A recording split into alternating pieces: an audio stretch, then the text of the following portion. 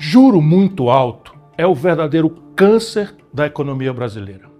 Meus amigos e minhas amigas, o Banco Central, agora, tem um novo presidente. Gabriel Galípolo assumiu e é indicado pelo presidente Luiz Inácio Lula da Silva. Mas será que algo vai mudar na política de juros do Brasil? Será que algo vai mudar na sua vida?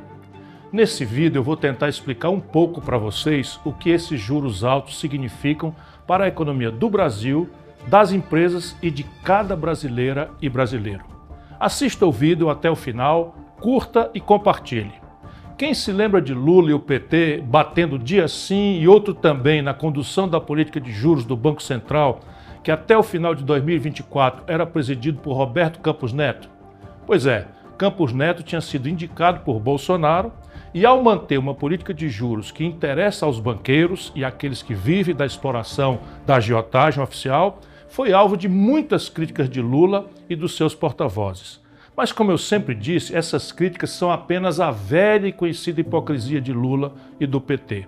Enquanto eles fingiam estar indignados, o Brasil seguiu pagando os maiores juros do planeta, alcançando o recorde de nada menos do que 918 bilhões de reais em pagamentos de juros apenas nos últimos 12 meses. Esse dinheiro saiu todo dos cofres públicos, esse dinheiro que não foi para a segurança, que não foi para a saúde, que não foi para consertar as pontes que estão caindo aí, matando gente no Brasil. Só juro. Mas presta atenção em um simples fato. Na campanha de 2022, quando eu também fui candidato a presidente, eu fui muito claro ao dizer que no meu primeiro dia demitiria o presidente do Banco Central indicado por Bolsonaro. Já Lula e o PT prometeram para o baronato que iam manter o doutor bolsonarista à frente do Banco Central. Muitas críticas vieram sobre mim, dizendo que não era possível demitir por conta da tal autonomia do Banco Central. Mas isso é uma grande mentira que todo mundo em Brasília e na Faria Lima de São Paulo já sabe. Lula poderia sim, a qualquer momento, ter demitido Campos Neto, caso considerasse que ele não estava cumprindo as metas corretas e os objetivos do Banco Central. Isso é o que diz, mesmo abusivamente, a Lei Complementar número 179 de 2021, que passou na calada da madrugada, numa votação secreta, ali virtual, em plena pandemia, para atender o suborno dos banqueiros. Essa lei, mesmo com esse defeito todo, permite que o presidente da República demita o presidente do Banco Central por, aspas, desempenho insuficiente. Isso poderia ser feito com a aprovação do Conselho Monetário Nacional e da simples maioria do Senado. Lula teve todas as ferramentas legais para agir, mas escolheu não fazê-lo.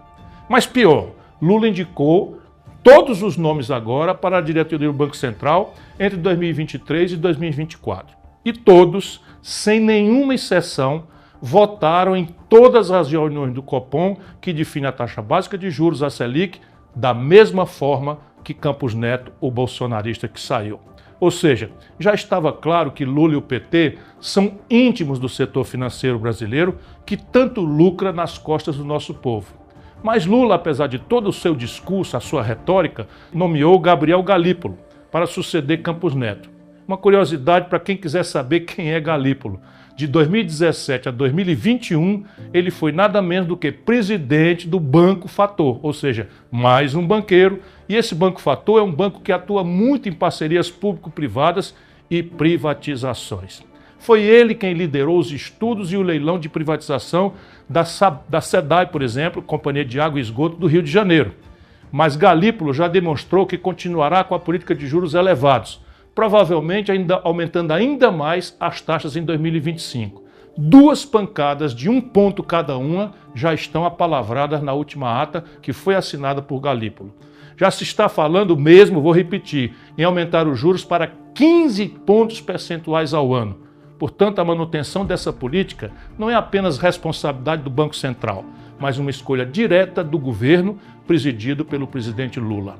E os impactos dessa escolha são profundos para a economia real. Quando os juros ficam acima do lucro médio das empresas, a economia simplesmente para. As empresas enfrentam grandes dificuldades, não conseguem fazer investimentos, não geram novos empregos e a atividade econômica desacelera. Atualmente, mais de 7 milhões de empresas estão com contas negativas, sendo que cerca de 6 milhões e 500 mil dessas empresas são micro e pequenas.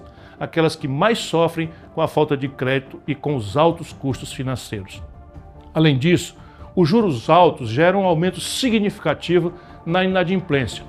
Hoje, mais de 73 milhões de pessoas, meu irmão, anote esse número, mais de 73 milhões de pessoas estão com dívidas vencidas, humilhadas no Serviço de Proteção ao Crédito, no SPC e no Serasa. Isso significa que uma enorme parte da população está sem nenhuma condição de honrar seus compromissos financeiros. Cada um pensando que errou a mão porque errou no crédito. Não é não, é uma sequela grave dessa política malfadada de juros exorbitantes, que são os maiores juros do mundo. O que acaba levando a um ciclo de recessão, é o que eles estão encomendando, e diminui o poder de consumo das famílias. Os impactos disso se estendem também ao mercado imobiliário. Com os juros elevados, muitas pessoas não conseguem mais pagar suas prestações do financiamento da casa própria, o que levou a uma onda de inadimplência no setor. Só nesse ano que acabou de 24, mais de 40 mil imóveis foram a leilão porque as pessoas não conseguiram arcar com as dívidas do seu financiamento. Isso demonstra o quão profundo e abrangente é a crise gerada pela política de juros altos. Ao adotar esse modelo de juros elevados, Lula escolheu priorizar os interesses dos agiotas, dos grandes bancos, em detrimento do crescimento da economia e do bem-estar da população. Ele não apenas manteve a política monetária de seu antecessor, mas a reforçou ao nomear Galípolo, que segue a mesma linha econômica, o mesmo modelo desastrado. Em resumo, a alta dos juros que estamos enfrentando agora e a que provavelmente enfrentaremos neste futuro próximo são necessariamente uma escolha clara de Lula. Ele tem o poder de mudar essa política, mas preferiu mantê-la, mentindo ao povo ao dizer que faria diferente. Essa pancada de mais 2 pontos percentuais vai também falir os cofres públicos. É uma tragédia e nós precisamos pôr em debate essa discussão.